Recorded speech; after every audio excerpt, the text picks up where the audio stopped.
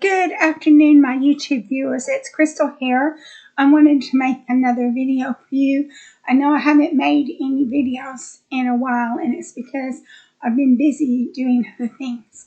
This video that I'm making for you now is going to be on a Kaggle competition.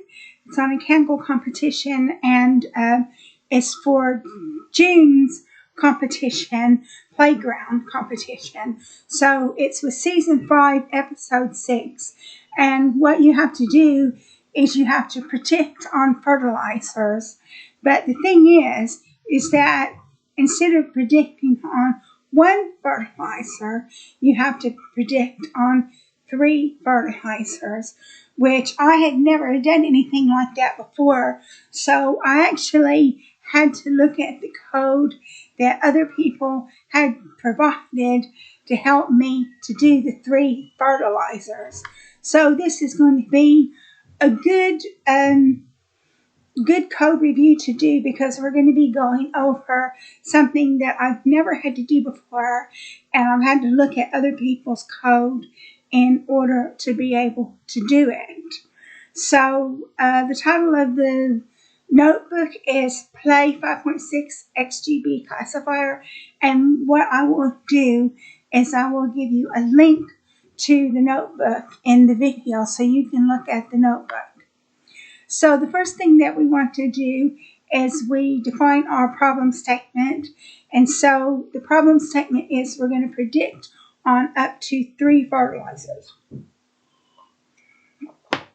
And then in order to do that, the first thing that we're going to do is we're going to import the libraries that we're going to use in this Jupyter notebook.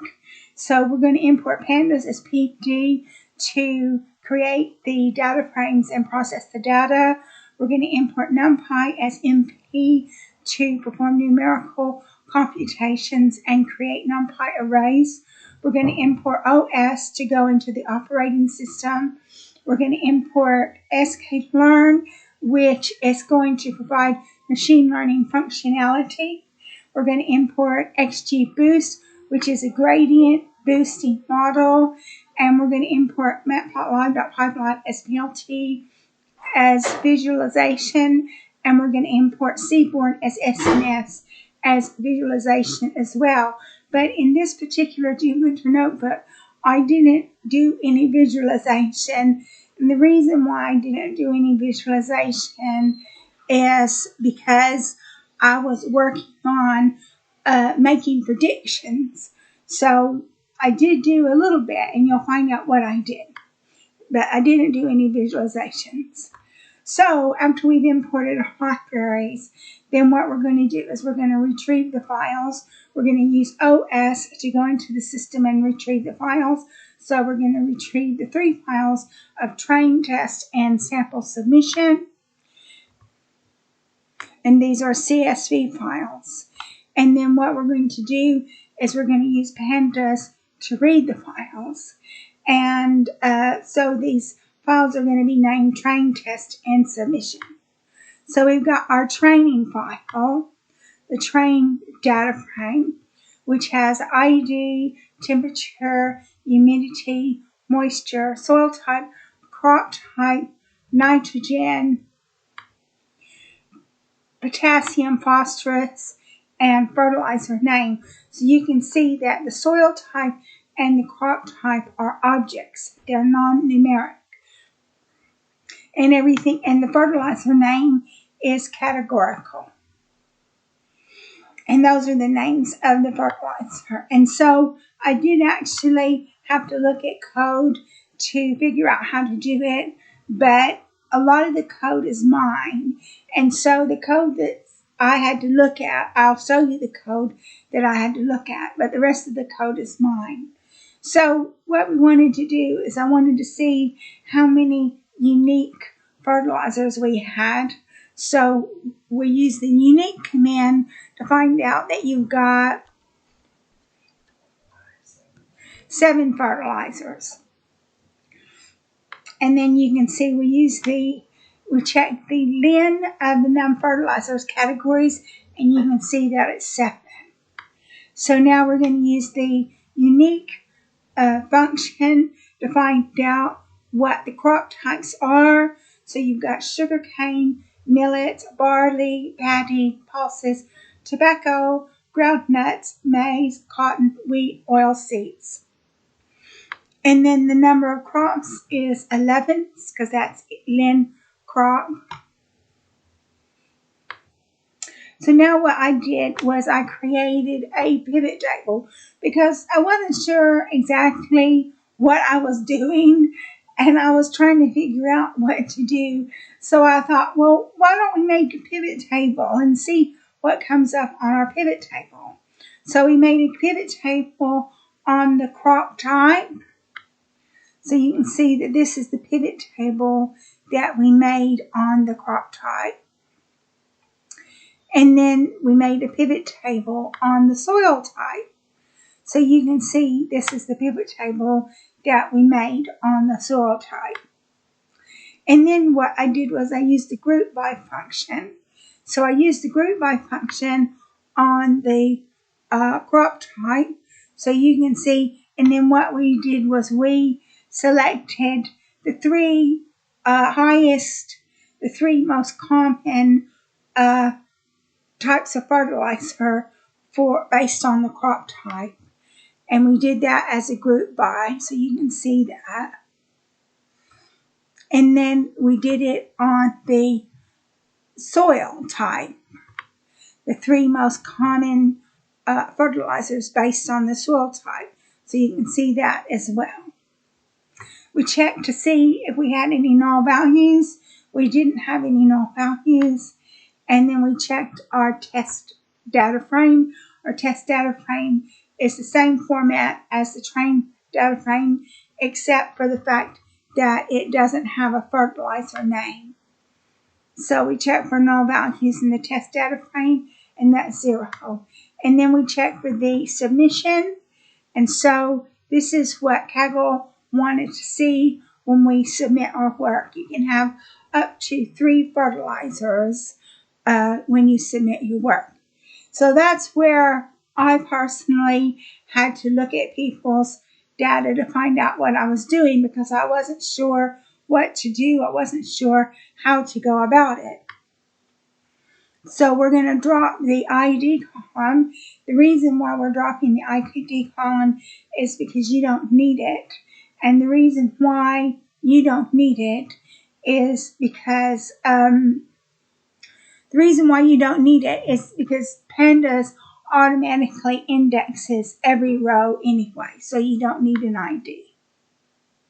So I encoded the label and I converted the fertilizer name. So rather than having a name for a category, it has a number. And then I encoded the features.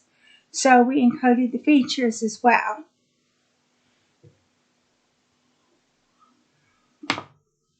So I defined our dependent and independent variables. So Y is your encoded labels, and X is your train with the feature name dropped, and X test is test. And the thing is you don't need to standardize your data because we're using XGBoost and it's a gradient boosted. So you don't need to standardize your data. So I didn't standardize the data because I didn't need to. And now we're going to define our model. And the model equals XGBClassifier. So we're going to have 1,000 estimators. Learning rate is 0.1. Random state is 42. And we're going to fit the X and the Y. In this particular instance, I didn't split the data set into X train, Y train. And the reason why is because I wasn't really sure what I was doing. I'd never done that sort of thing before. And so I just used X and Y. But what you could do if you wanted to, you could play around and see if you could improve your score by increasing the number of estimators and changing the learning rate. But I just decided to leave the learning rate as it was.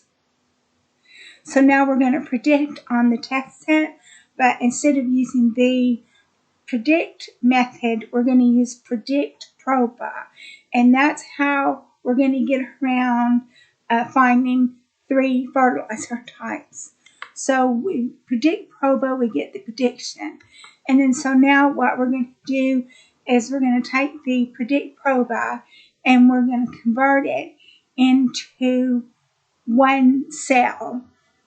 So top 3 is a blank array for line and prediction. Top 3 dot append brackets NP arc sort line brackets -1. That's going to be row, I believe. -4 and then -1, and that's what you have to use. And that's the code that I had to borrow because I wasn't sure exactly what I was doing. I had to borrow the predict proba and I had to borrow this code. So we're going to convert back to fertilizer names. So preds equals space dot join label encoder dot inverse transform row for row in top 3. So that's our prediction is our preds. And then we're going to prepare our submission. Submission fertilizer equals preds.